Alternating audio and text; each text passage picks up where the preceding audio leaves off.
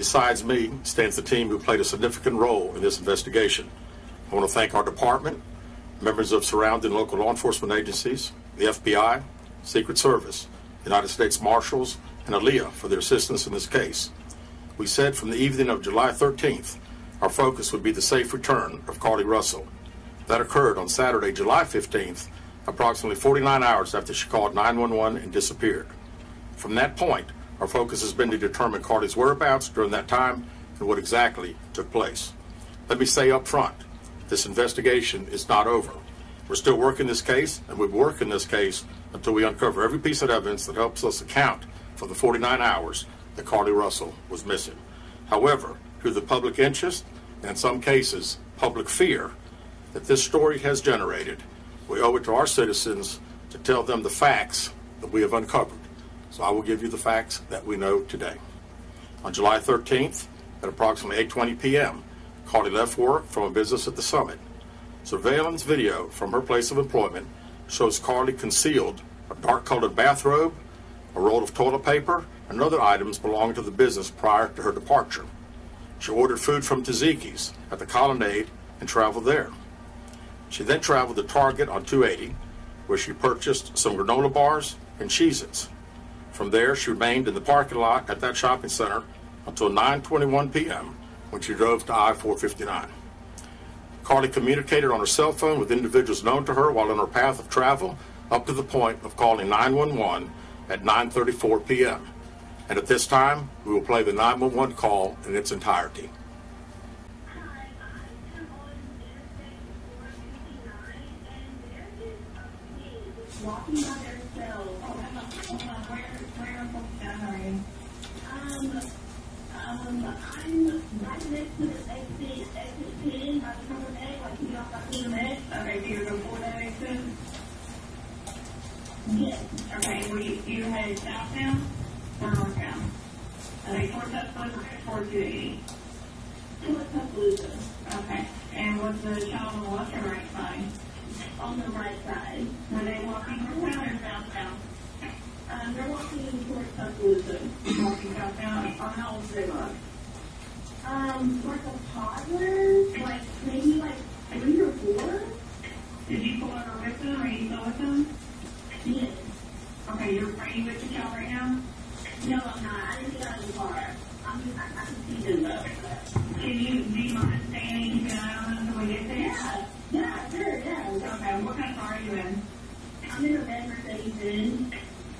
And the sedan or SUV? SUV. I mean, it's a sedan. Sorry. Can you put your hazards on for me? Yeah, definitely. Okay. Did you talk to the child at all, or did you say anything to them? No. Okay, no. Do they look like they're injured? No, they don't. Are they white, like you're saying, or Asian? They're white. Okay. And the male or female? I think it's a boy, a little boy. White male? Okay, so is he wearing clothes? Yeah. Okay. What is he wearing? It's a white t-shirt, and it doesn't look like he has any pants on. It looks like a diaper. And you don't see any cars anywhere? No, no cars anywhere.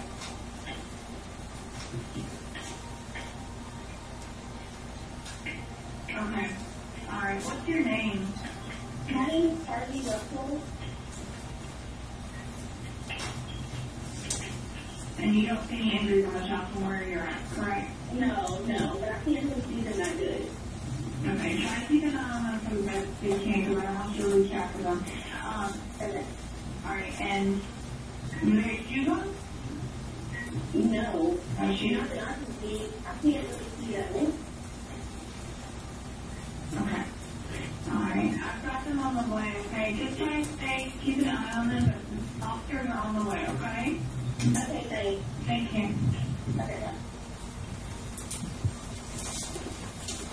Carlee called a relative after speaking with the 911 operator. She went missing during that conversation sometime after 9:36 p.m. Traffic camera footage was obtained which depicted this portion of the incident, and that footage was analyzed as part of the investigation in conjunction with the 911 call and cell phone data to accurately determine the time frame. Carlee's 911 call remains the only report of a child on the interstate. despite numerous vehicles passing through the area at that time. No one has called to report that a child is missing, and the Hoover Police Department did not locate any evidence of a small child walking down the interstate. Data from Carlee's phone, including her Life 360 app, shows that she traveled approximately 600 yards in her vehicle while she was on the phone with 911, stating that she was following a child. 600 yards. That is 6 football fields straight. 600 yards. The Hoover 911 Center received a second call from Carlee's mother, stating that a relative was on the phone with her when they heard Carlee scream, and then they had an open phone line. Hoover police officers arrived on the scene within 5 minutes of being dispatched, and several other officers arrived shortly. They located Carlee's wig and cell phone in the grass near the vehicle. Her purse was located in the front seat of her vehicle with her Apple Watch in the purse. The food she ordered for Tzatziki's was also in the car. The items she purchased from Target, as well as the items taken from her place of employment, were not in the vehicle, nor were they located anywhere around the scene. Hoover police deployed all available assets from the point in the search for Carlee. Additional resources were called in to include our own drone unit, crime scene investigators. Numerous detectives responded to the scene. Throughout the day Friday, officers from surrounding local and federal agencies assisted Hoover police in the search for Carlee Russell. Officers returned to the scene on 459 to conduct a thorough line search for evidence. K-9 teams from the Jefferson County Sheriff's Department responded to check for any sign of Carlee, the child that she claimed to see, and anything else that could be considered evidence in this case. Those searches all turned up empty. Private citizens, including search parties organized by her family, friends, began looking everywhere that they could to find any trace. These searches took place throughout the day Friday and again on Saturday, yielding nothing. At 10:44 p.m. on July 15th, the Hoover 911 Center receives a call from Carlee's residence stating that she returned home on foot. In subsequent investigations, detectives obtained surveillance footage of Carlee walking down the sidewalk alone prior to her arrival at her residence. She was conscious and speaking with paramedics when she was transported to UAB. Detectives were able to obtain a brief statement from her prior to being treated and released. During the statement, she told detectives that while traveling down the interstate, she saw a baby walking down the side of the road and called 911. She stated when she got out of her vehicle to check on the child, a man came out of the trees and mumbled that he was checking on the baby. She claimed that the man then picked her up and she screamed. She stated he then made her go over a fence. She claims he then forced her into a car, and the next thing she remembers is being in the trailer of an 18-wheeler. She stated that the male was with a female. However, she never saw the female, only hearing her voice. She also told detectives she could hear a baby crying. She told detectives the male had orange hair with a big bald spot on the back. She said she was able to escape the 18-wheeler and fled on foot, only to be captured again and then was put in a car. She claimed she was then blindfolded but was not tied up because the captor said they did not want to leave impressions on her wrists.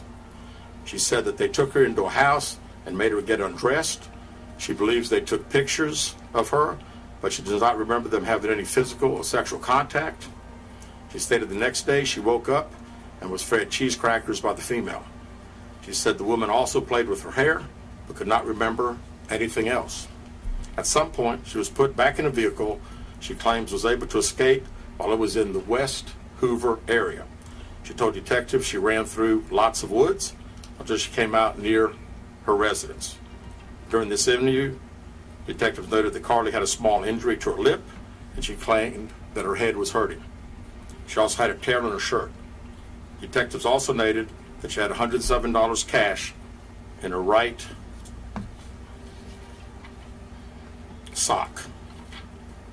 Out of respect for Carlee and her family, detectives did not press for additional information in this interview and made plans to speak with her in detail after giving her time to rest. Detectives continue analyzing data from Carlee's cell phone that was left behind at the scene. We enlisted the help of the United States Secret Service in conducting this analysis. Part of what data included several internet searches in the days leading up to her disappearance that I think are very relevant to this case. On July 11th, at 7:30 a.m., the term "you have to pay for an Amber Alert" was searched. On July 13th at 1:03 a.m., the day of her disappearance, the term "how to take money from a register without being caught" was searched. On July 13th at 2:13 a.m., the day of her disappearance, the term "Birmingham Bus Station" was searched.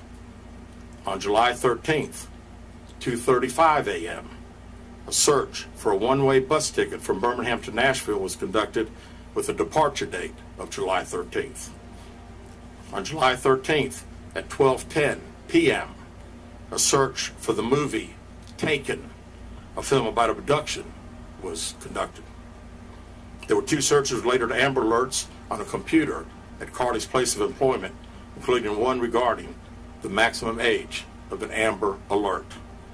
There were other searches on Carlee's phone that appeared to shed some light on her mindset, but out of respect for her privacy, we will not be releasing the content of those searches at this time.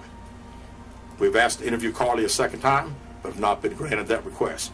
As you can see, there are many questions left to be answered, but only Carlee can provide those answers. What we can say is that we've been unable to verify most of Carlee's initial statement made to investigators, and we have no reason to believe that there is a threat to the public safety related to this particular case. Thank you very much. With that, we'll open the floor for questions. Please raise your hand. Mental health is very real because you never think anybody in their right mind, even though if you're failing out of college, you know, you can go to summer school, you can, you know, take more classes, get extra classes, you could do all types of things. You can go talk to your psychiatrist, your therapist, and let them know the pressure that you're under with school and things of that nature. Whatever the reason why this young lady fabricated the story, because that's what it sounds like, a fabrication, because you can't find the baby. Where's the white man with the red hair? And also, where is the Caucasian woman at that she just heard her voice? And then, you know, the wig disappearing, the wig being kept with the sister child. I don't even know. So this is a whole situation. But one thing for sure is we are glad that she is home, that she's alive, and she's well. And basically, she's going to have to get some healing, and she's going to probably face some consequences. And this is one of the reasons why she's not speaking to the popos or the police, because I don't think she has Jussie Smollett's money. But, you know, they're going to start charging and tattling everything up. And then it also can be criminal charges. And Jussie Smollett spent, what, a day or 24 hours in jail? I don't remember, you know. I don't know if she's going to have that same grace that he had, because he had a little few people in his corner, and now people are out for blood. People is exposing her business. People are saying that this was premeditated. And also what the statements that the cops are saying, that there's no evidence. As soon as they said that this woman was missing and she possibly was abducted, that they, you know, ran into action. And they also said they're going to continue to run into action, because a lot of people are just concerned, because when people cry wolf, you know, the next person that cries wolf, people don't pay no mind to it. They think it's another hoax, or they think it's just another joke, or just somebody with mental illness, or somebody just breaking down, somebody looking for clout, because in 2023 clout is a hell of a drug. So in any event, you know, she's in Alabama, and they're going to face the consequences with the community, with the people. You know, it might not be loving, it might not be touchy, and people might not like this type of, you know, eyes on Alabama and things of that nature. And who knows if, you know, they're receiving any type of threats, or people upset, because at one moment people were supporting them, but now online it seems like they are out for blood. Okay, people want them to pay, especially her to pay. And y'all tell me what y'all think. But in any event, she's here, she's alive, but let's all just still stay very vigilant.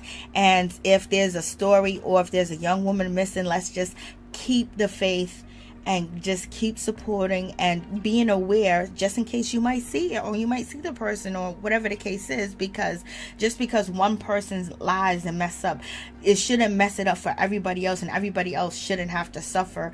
And it shouldn't be like, oh well, she's got all this attention and black people don't really get that much attention.